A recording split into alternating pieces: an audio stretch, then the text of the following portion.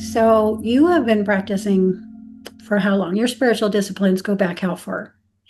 s- mm, Within having instruction in the philosophy, 15, 20 years about that. Okay. Yeah. And then you were apt to it prior to that as well. I was apt to it. So I was introduced to it very early on, but Hmm. almost didn't really pay attention that that it was a wholesome practice. Hmm. So now that you're having more experience, out of body experience, Yeah. visionary experience, what do you feel the benefits of that long-term span of practice was to the experiences you're having now? It wasn't just the benefit, it was the foundation. Yeah. It's, it was actually like which came first, the chicken or the egg, right? It's like, well, it's Mhm. actually the foundation. But like with everything else that one would do, let's say naturally, where what is spontaneous occurrence, Mm, coming into awareness of that, mm. right? That to me, that's a small awakening. To like, wait a minute, I can do this intentionally. Because as a kid, shifting my vision, creating altered states, that was just kid play. It was just, I actually remember telling a friend of mine when I was young, I was like, look, when I do this with my eyes, then I see this and it looks like that. And then you look different. And then there's this and then there's that. And they're like, I don't understand what you're doing. And I'm like, no, no, look at my eyes. Like, just do this. Can't transmit that. No, no, you can't any more than you can. I was thinking about this morning. Teach the out of body experience. You can't teach a person to meditate either. You can only encourage them to do that and then give them the basic ground. Put on some clothes that you're always going to put on for meditation. Walk Mhm. yourself to the mat, sit yourself down, close your eyes, and keep your attention focused. You can give that general instruction, but you can't go any further. Yeah, especially nowadays where it's my observation that the mindfulness practices Mm. are almost interchangeable with meditation, and that's actually not what they are. Like to me, they are different meditative states versus mindfulness. Those are Okay. very different states. Tell us the differentials. So the to me, right, as I understand it and as I practice, meditation is actually the practice of sitting with what is and observe the observation. And mindfulness practice, it's a guided way of coming into attention. So in meditation, there's actually nothing guiding. There is no, how do I say this? Most of the meditations that I see are things like, here's the meditation for this, and here's the meditation for that, and here's like, is that really meditation? That's more of a contemplation, I would say, the contemplative art. The guided meditations, yeah, Yeah, with a goal, like with a specific goal. that in itself needs to be distinguished from silent sitting meditation, where you Mhm, are deliberately attaining a single pointed focus and holding that focus in your own felt presence. mhm. It's like two steps behind. It's like cognition and then metanoia, like the process of how you cognize observation. Hmm. And like Vipassana practice was something that I engaged with quite naturally, of like observe the observation, to be with what is. Somatic meditation, right, became another practice. So I moved through different practices, and part of how I work with things is I need to go and see what is inside it for me.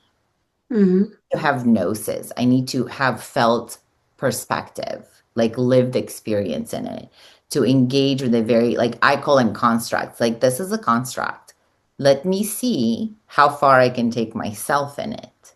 Hmm. And if I might just sneak in there, Mhm. getting there on your own in silence is very discreet from getting there through a guided, watch Yeah. yourself walking along the beach kind of a guidance into the state. So, like learning how to do it without the tool, learning how to do it with just what you are from the withinness of your own being. It takes a bit more. A lot more. I would say a lot more. Courage. Yes, the thing underneath the thing underneath the thing, right? It's like, no, it's not that. No, it's not that. No, no. Mhm. Right. And those are interested in, I want to share how one of my teachers explained it to me once that he showed us a bowl and he had a little pebble and he said, here you are trying to keep the pebble from not rolling off the bowl, right? Like this is meditation for you right now. And you think, right now, you think that when you're able to keep the pebble in the middle of the top of the bowl, not rolling on any sides, that you have entered meditative state. But what happens is at one point, the bowl flips and the little pebble sits inside the bowl. And I was like, what the fuck does he think that? Like, I'm like, what is with the pebble and the bowl? And I wasn't getting it. And I wasn't getting it. And it is such a felt perspective, and it's a visceral, it is a visceral experience. Mhm. It's almost like all the senses go quiet. It feels like a boom. Everything just goes quiet. And the moment I can swim in it, and the moment I realize that this is something so different, I'm like, oop, I was right out of it. Like the moment that I made a judgment, right? Or a qualification, I was like, and I remember going, oh, I did it. And oh, geez, right out. I lost it, right. Yes. Let's swing back into, because I'm really liking this distinction between the two types of practices. So when you go into a meditative state on your own in silence, Mhm. you're going to make, I'm going to call it a span of potential observation that you're not going to make if you're being guided in with a little story, perhaps along a beach or something like this. Mhm. You're going to be listening to those cues and you're going to totally miss out on the observations, which I find for myself have been necessary to making the conscious shift out of body, right? So there's just this span of observation that you can make in silence that you cannot make when you're being told a story and following that storyline. So, with that said, this Mm. is why I, at this time, continue to separate the astral projection type of experience versus the physical out of body experience. Because to me, when I'm being guided, when there's words and constructs and language and distinctions and the story, then that lands my consciousness in this tableau, in a sort of a vignette Mm. of experience instead of engaging what I would like to call the natural consciousness of the body and the sense perceptions. Yeah, a lot of people make the distinctions between those two, and I understand that we can, and usually these are based on the way we ourselves experience them and what that experience base is. Mhm. But I don't, because I tend to go to the same places, regardless of I let myself fall asleep and wake up already in there, past all the transition phenomena that most Mhm. people can't handle, that sort of delineates the OBE from astral projection generally, just as a baseline. So yeah, my experiences are the same whether I do that or I consciously shift out from 3D or space. I'm going to the same places, and I have been, but I have been for a long time. So full dream state awareness as a kid leading into all of this. So very used to the fields I occupy and the fields in which I tend to bring data back from, and the Mhm. ones I don't, the ones I just sort of let go by the wayside, the one where we're processing day residue. I'm like never paying attention to that field at all. Oh, That's not where the interesting things are for me. it's like, there's been a mapping. That's my experience is that I have a sort of sense mapping Yeah. of sensations of these clicks of how it moves through to know where I'm landing or when I'm in this state or that state.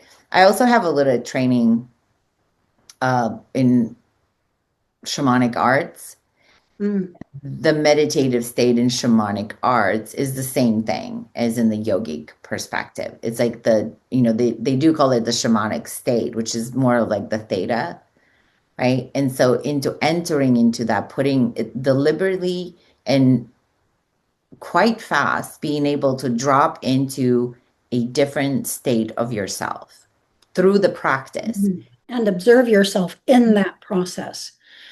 is rare. There's observations within that state, and then there's to me there's a this like background situation, and I think from what I've observed is that most people don't reach that background, the you inside the you sort of thing. They're just in the glamour of the experience, and I certainly have been a repeat offender in that all the time. Well, by observing yourself, even as a 3D Earth person, what you're observing is your mind, your thoughts, your where your energy is, what your state of curiosity relative to fear is, for example, and what the body feels like. So you're observing that. But yes, there's a background to that. There's a level of beingness behind that. However, first we have to feel ourselves to feel the differential between this and that. And Mhm. these are things that begin happening in the practice, in the process of shifting out. In the process of shifting out, I always like to say that you're not just shifting out of body, you're shifting out of 3D earth space. That didn't come to me for a long time. Like I didn't get that as much as I get that now for a long time. So it's a lot of people say, well, are you really going out of body? Yes, you're going out of this body and into another. Because However, between this one and that one is an array, and you get to meet that array in the OBE. In fact, that is what we're meeting in the OBE. However, to get there, because we're focused in on here today on the benefits of long-term practice and getting there, what are the things that in your practices? First, what are the practices that you've just naturally brought into your everyday life that are just a part of your life now? well, meditation, the pranayama practices, and it's usually very basic. Pranayama is nothing, it's Mhm. not, I don't do Amazonian whatever breath. Like there's, is Nadi Shodhana tends to be the one that is both challenging and dropping me in the practice because it's almost like it has to have a little bit of challenge at first, Mhm. create a baseline. Now, how does that pattern out into you living your life? You're opening the fridge, getting something to eat. You doing Nadi Shodhana? Oh, that's what you mean. Well, I'm very conscious of my breath. I'm You're just more extremely, conscious of your breath. yeah, conscious of my breath, conscious of my, almost like my entire nervous system. Yes. So conscious. It's the memes that are circulating with raising awareness. I like to joke that I would like a little less awareness sometimes. And there's a constant awareness of where I am in space and what my body is doing and how it's relating. And Mhm. it also, there's a separation between, let's say, my body is responding in a particular way and the observation that there isn't anything in my environment, including my thought processes. I'm not in a thought loop, and there is a trigger in my body. There's something going on that it's making me a little uneasy, but I'm not running with the thought. So it's given you more of a spectral experience of yourself where More you're of a able and spectrum, more of processing being information. able, yeah, felt awareness is being able to tend to myself, Yeah. a way in which I can the resources for myself. Yeah. The breath that I brought in to just my everyday living was Ujjayi. So I naturally now, and for the last multiple decades, Ujjayi breathe as the course of the way that I breathe.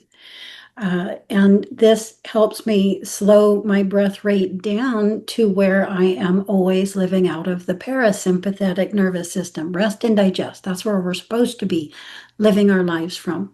However, in this busy world, most people live out of the sympathetic nervous system, which is your fight flight system, to get by. And this is what holds a lot of people back. And it's what spiritual disciplines and practice and Yes. developing a practice is really good for.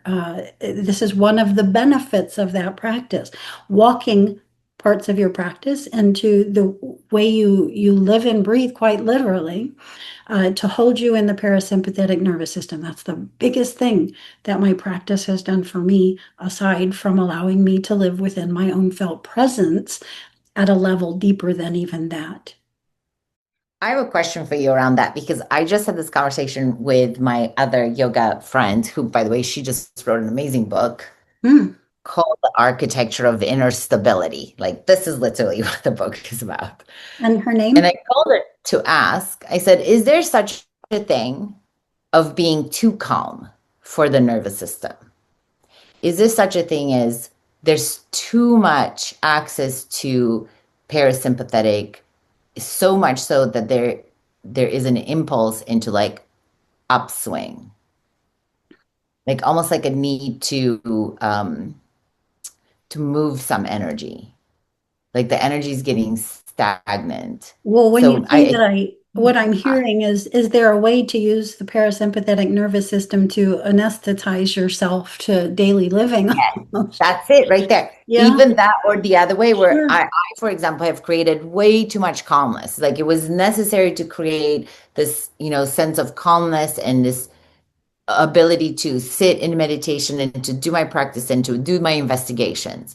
So much so that I've collected so much information in it that Mm, now my nervous system is starting to get a little glitchy because I'm doing nothing with that. I'm not alchemizing that energetic information in the body, in the mind space. mhm. Well, we can utilize any tool for the better, for the worse, as it were. And so, yes, the mind can come up with all kinds of creative ways to take things to limits just to see what those limits are. However, then you find that cozy middle, right? I always like to, my teacher, my culmination teacher, as I like to call him, Eric Schiffman, would always say when he was teaching asana, to push your cozy edge. Gradually you work through those edges. That cozy edge doesn't always stay the same. And that's what lets you get deeper and deeper into asana. And that allows you to make an alteration almost naturally. It comes about as you enter a depth in the poses. There's an alteration in your breathing and your breathing patterns. And if you observe those, you'll observe just what the breath naturally begins doing in certain situations, such as when you're too hot or too cold. The body breathes itself differently. If it's too hot, it'll breathe itself to cool it down, like through Shitali or something similar, and vice versa. Yeah, these are absolute benefits.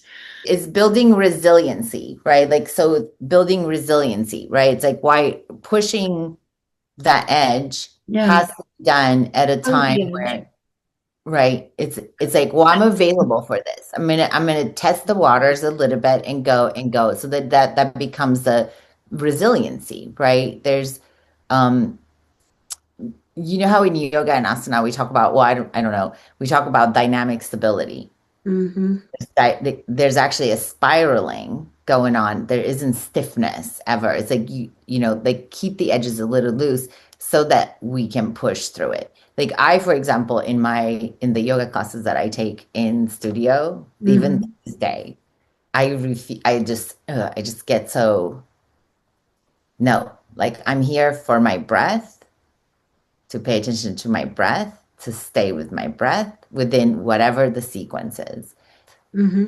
Now All time. let's bring that off the mat. So how has this practice affected the way you now live your life off the mat in perhaps a more sustainable way than previously as well? Like, Absolutely. Yes, do you go absolutely. into anger as easily? Nowhere near. And I have the receipts to prove this. Yeah. Because when my own daughter, who is 30 years old right now, says to me, "You are a different person. Like you are you, but you are a different person." It changes the entirety of the energy in the home Hmm. when people don't walk on eggshells around you, because they can trust you. I am a more trustworthy human being in general. I can be trusted to manage my own reactions. You become better at being a human being. Mhm. That wasn't even on my radar when I first wondered, what we might discuss when discussing the benefits of long-term practice. But of course, we learn how to become better at being a human being. That evolves on its own through time. Where my focus was in the beginning, and just considering the concept of this talk, a memory always comes back to me from when I was a child.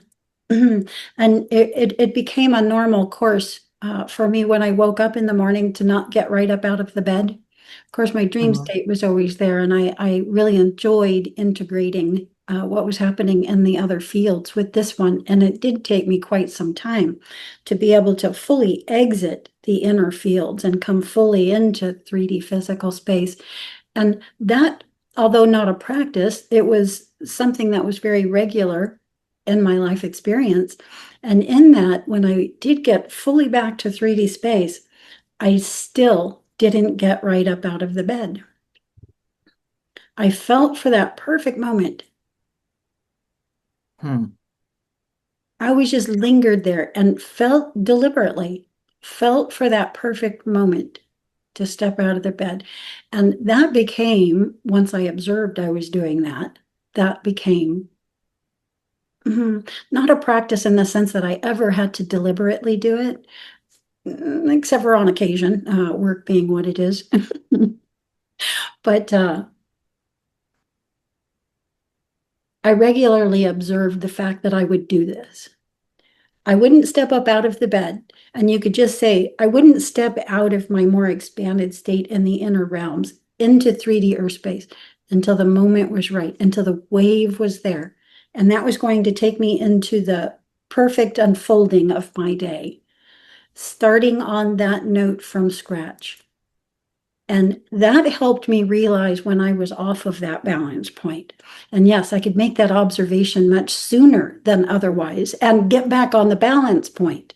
I would remember that moment stepping out of the bed and I would just let myself feel it. And I would just stay there right where I was until I felt the right moment to reopen my eyes and take a step forward. And so that's something that sort of patterned out into my life as a discipline, as a practice, or simply as an observation of what had always been happening, and what helped unfold again, magicalness in my days, which turned to a magical life as time went on. Would you say that that is the way that you have mapped and learned to distinguish your own body's um, consciousness, or let's say wisdom? Yeah, Like, this is how the body communicates, is letting you know that this is the wave and this is when it's ready to move. Because I, for example, have the complete opposite. I the come from, body was never in my equation. I see, Yeah, no, it was what the I would sense just of simply self. call me, my Mhm. felt presence, my present awareness.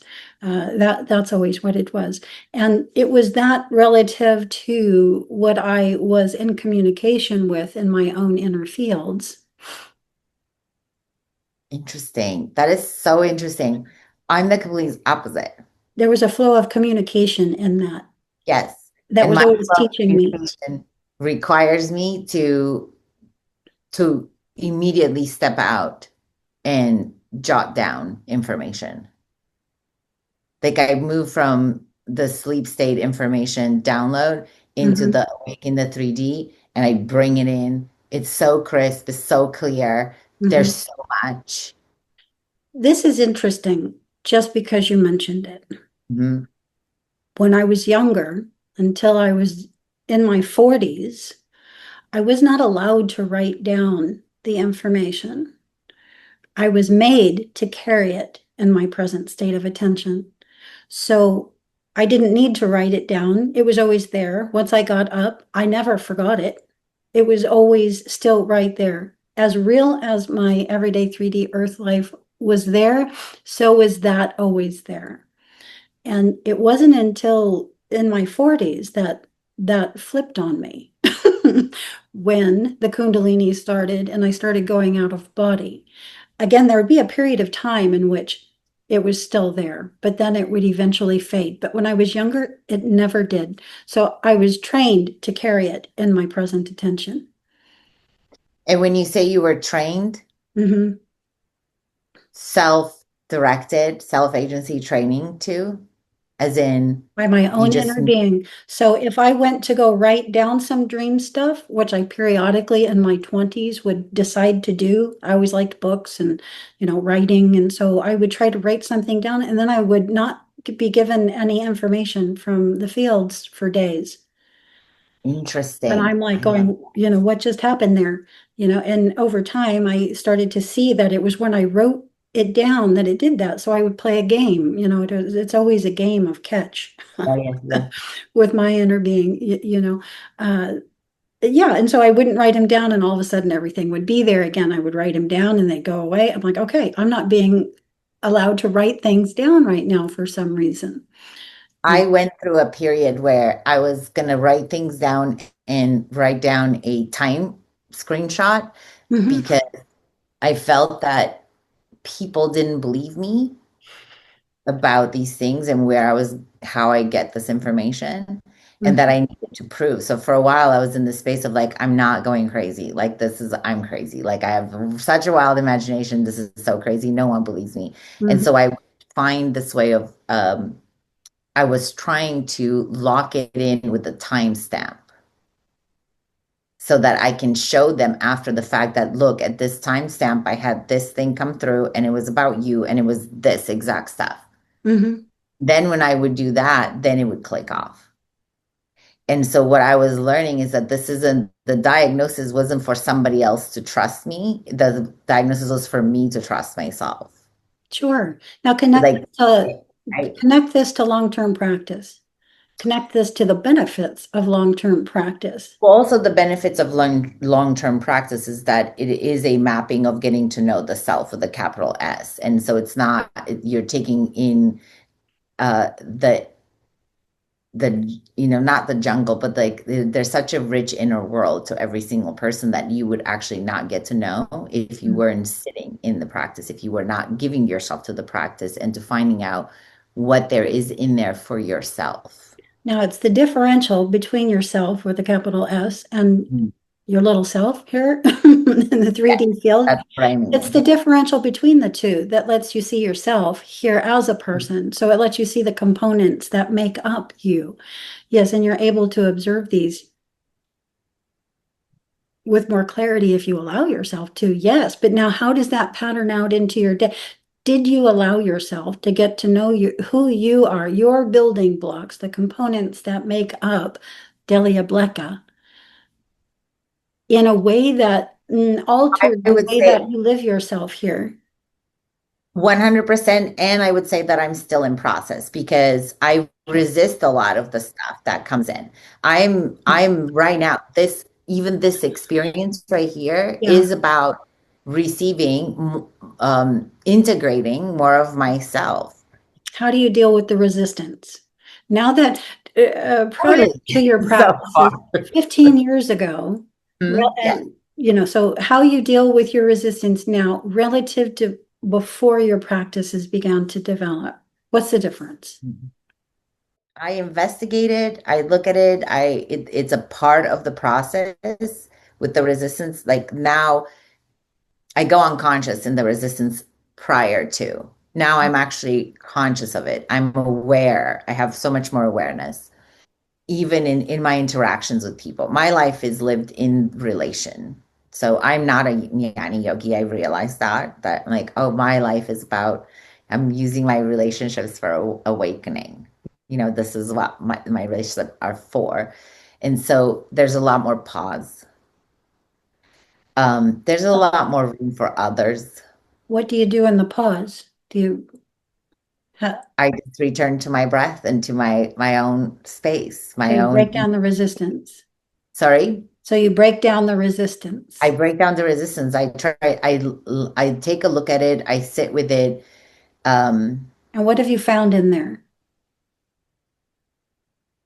Most of the time, it turns it on its head.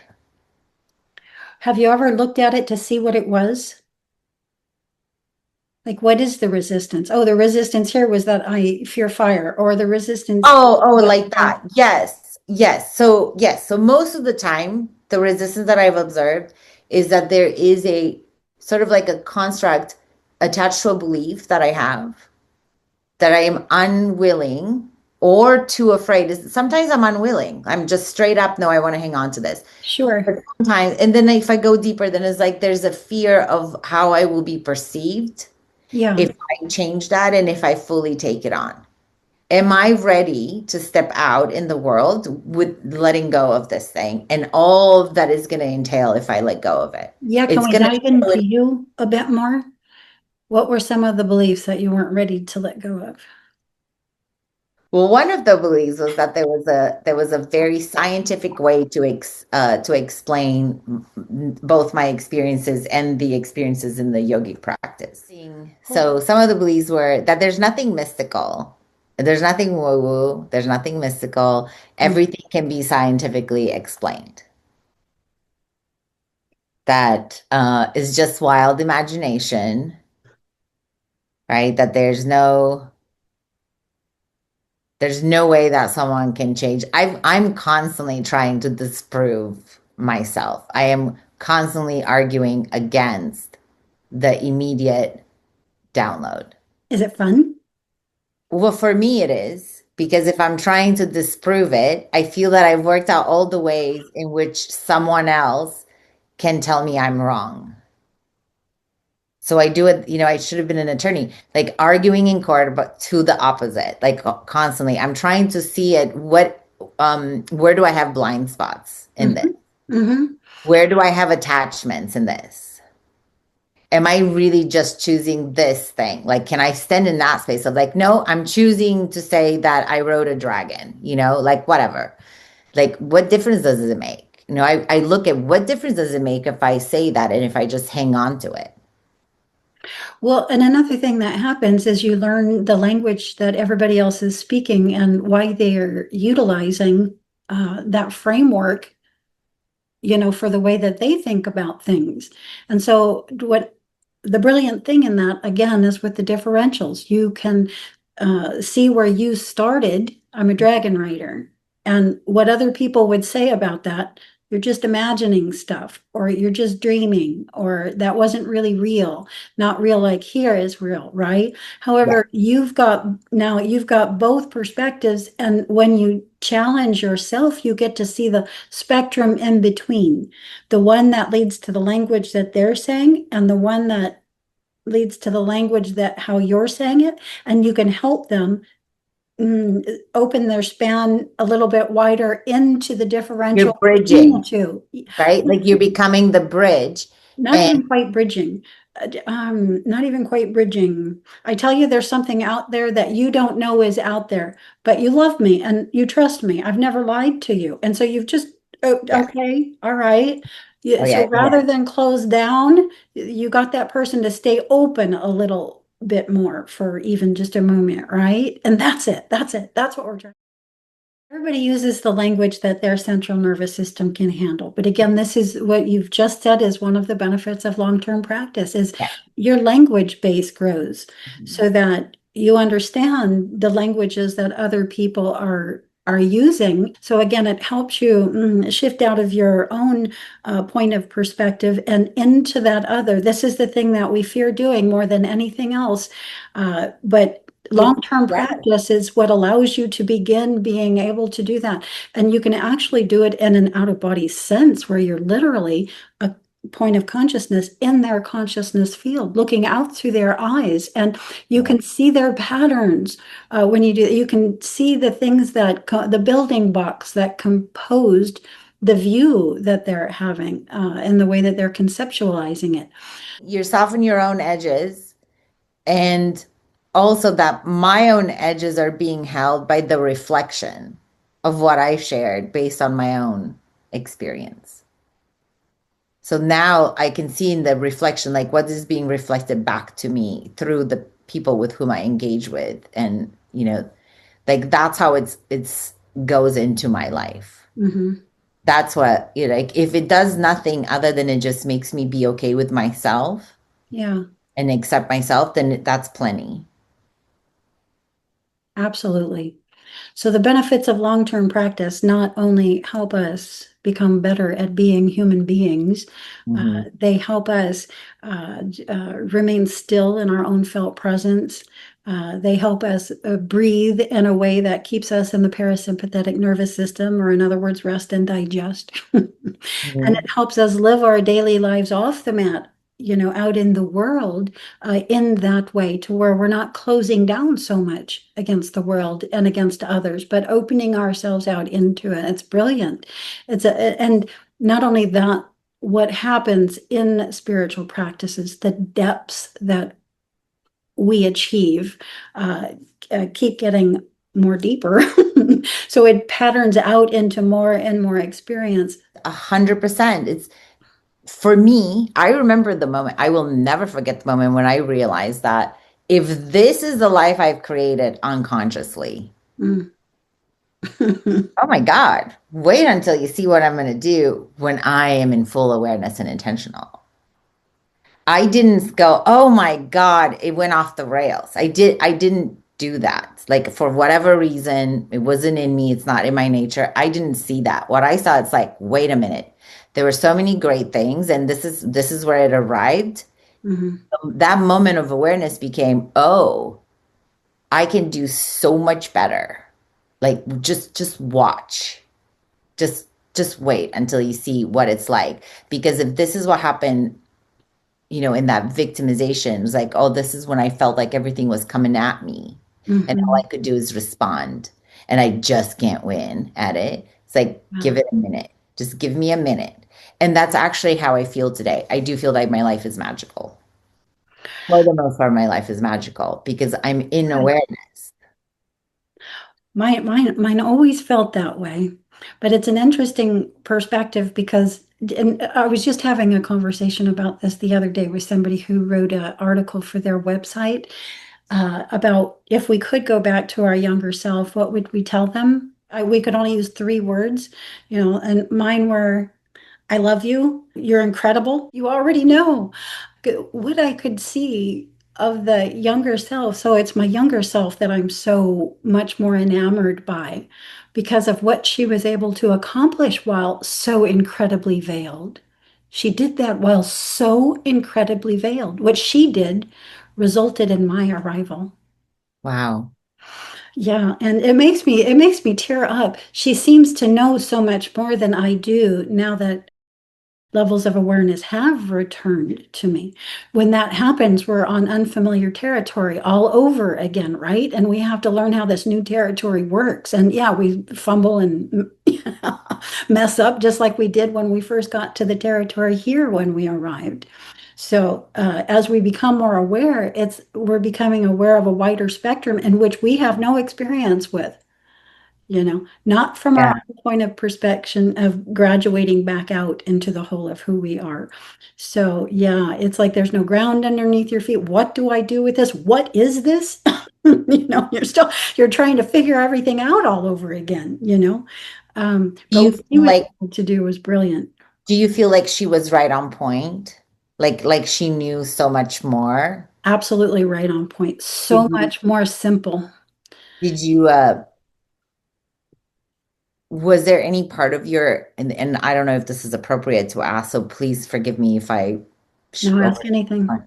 did you have the experience of feeling like you had to fight the adults because you were more aware of certain things and it's like the adults were lying and like you're looking at them and it's like, why are you lying to me? Like clearly you're lying to me. So like I felt that way a lot. That like, and now arriving here now, it's like, oh my gosh, you had so much wisdom. You've been like this all your life from my mom. And I'm like, what? That is not at all what was happening when I was doing that in this like very natural way. Yeah, I didn't have that. I I often have the tendency to refer to myself as daft, but it's not the most perfect word. It's the word that, well, Anyway, the brilliant thing about my younger self is she never had to see out beyond the tip of her nose. Mm. She never had to. She never felt to, she never had to. She was always in her felt presence. She never let herself come off that balance point because of what she was able to do, entirely veiled. I was able to step into the picture. Yeah. I arrived. Yeah. No, I'll be forever grateful to her for that. And it makes me tear up. Uh, she's here, right here where I am, but she's also been exceeded. So Hmm. not here at the same time, Yeah. and it sort of makes me, in the same way our loved ones who pass on, they're still here, but they're not here physically, you know. Um, yeah, so there's a sense of missing her. Really, it's gonna make me I cry. have to say that you're giving me quite something to think about because I was raised by a military dad and I pretty much take on my even my yogic practices, right? The same way that young me was, get up and again, get up and again. And it's like, you want to do this, D, like go do it. You're gonna go for it, throttle. And so I throttle even now, and I throttle even at the yogic practice. I was a chronic freeze response of nervous system, and it took me a long time to realize that that was not achievement. It was chronic freeze because I would override my immediate reaction to pain, and it's a no, and I can't do it. I'm exhausted. I'm like, I would override. I would just override. So I learned to override that impulse Hmm. because of, but now I look at it and because I've unwound it, now that's part of the resistance. So I was taught to override resistance and I was trained to override resistance. But is that thing that makes me most resistant to people telling me what to do? It's like, nope.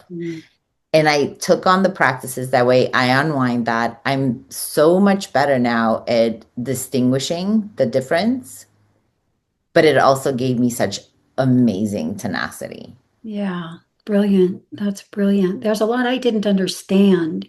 Mhm. It was not understanding that was my thing. The brilliant thing with my younger self, however, was that she never went into any judgment. I was never looking at anybody but myself.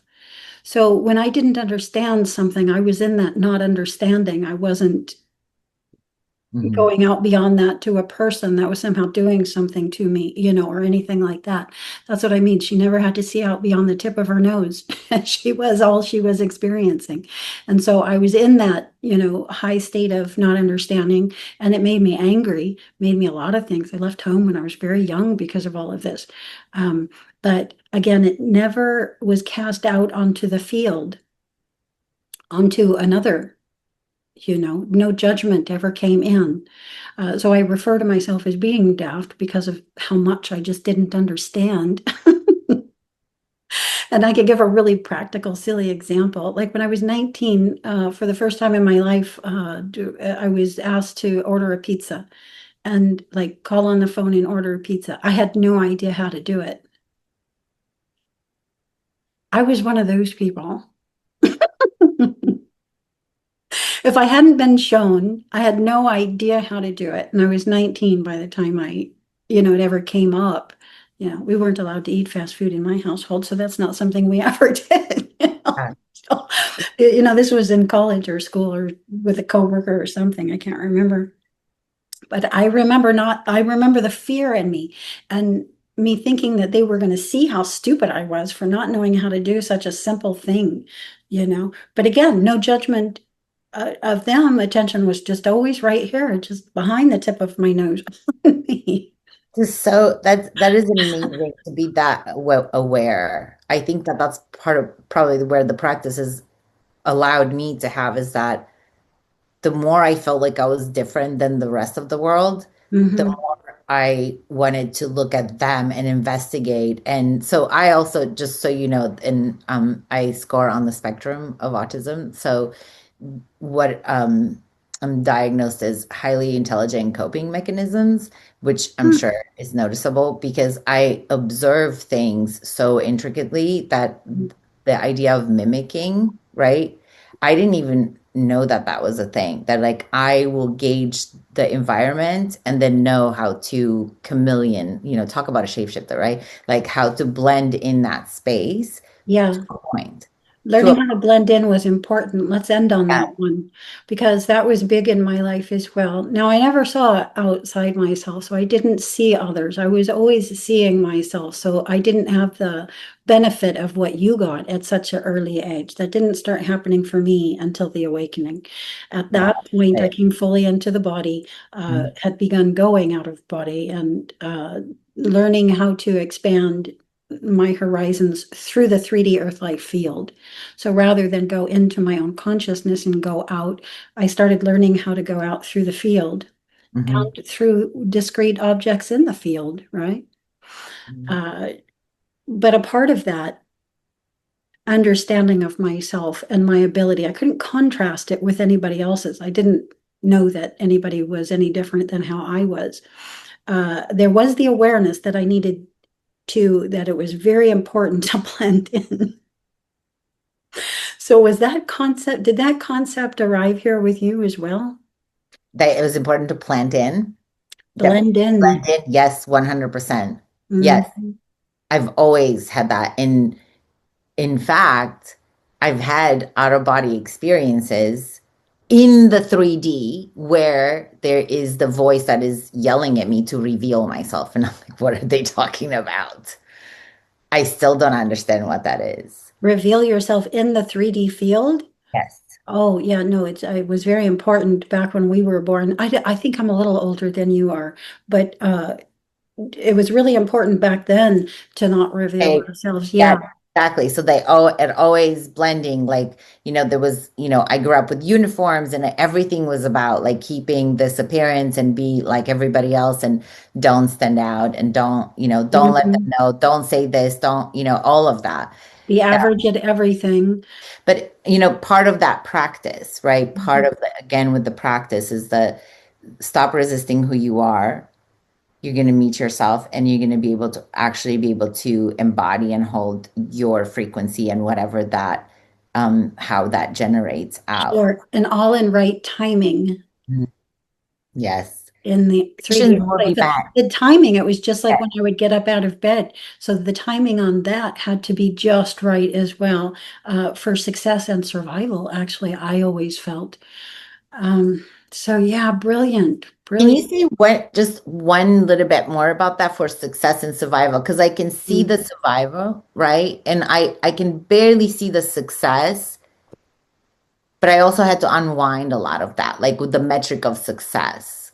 I That's part of what I'm working through the belief systems that I'm Mhm. breaking through even currently. That this is what success looks like. There's this other step that I'm in right now. Yeah.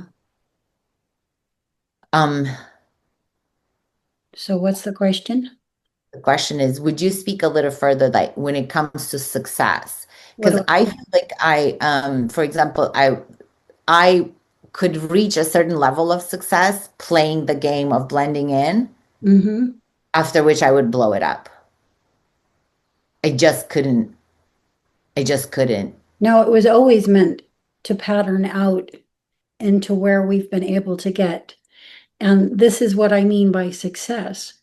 So timing is critical to most things, to cooking, right? Getting the timing on how you're cooking something right will depend on how it tastes in the end, right? Or if you completely destroy what it is you're trying to make. Well, same thing with all of this. I think that's why I wasn't allowed to write things down when I was younger.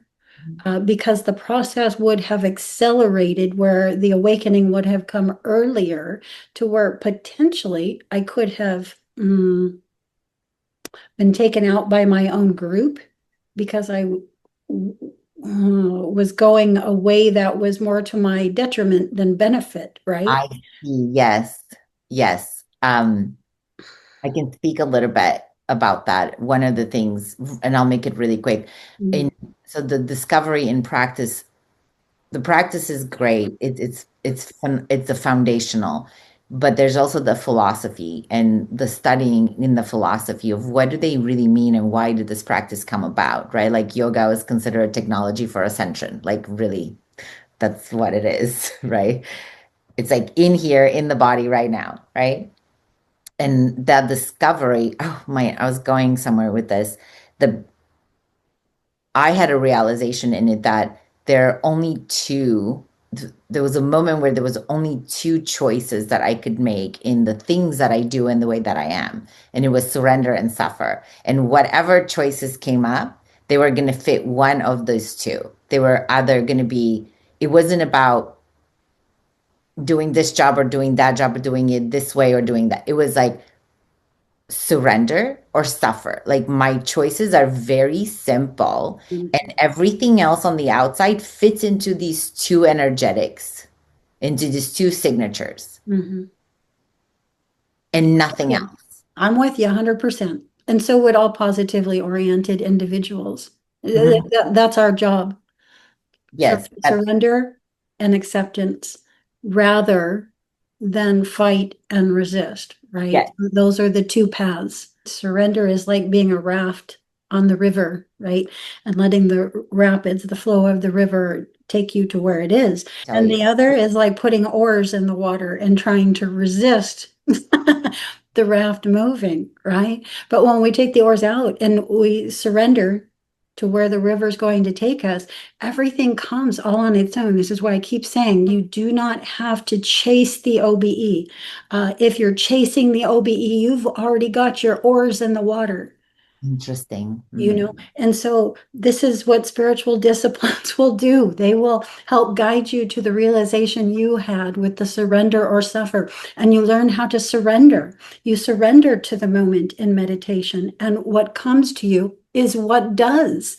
You accept this. And in this, you begin to, develop a sense of making observation and pure observation, which you probably hadn't been doing previously. And it begins patterning out in a nice, gradual, comfortable way. Again, that results in your success and survival because you don't become mentally unbalanced or energetically unbalanced or physically unbalanced. So it comes to us. And then once it comes to us in this fashion, you realize you are already out. And once you start, when you make this observation and make it, to receive it to where it's a realization in you, you realize in every moment you're already out. And it becomes easier and easier to go out beyond those boundaries that delineate the frequency bandwidths. And you can do that all while right here. You can do what Tom Campbell calls parallel processing and what I call synchronous states and what science calls quantum location, right?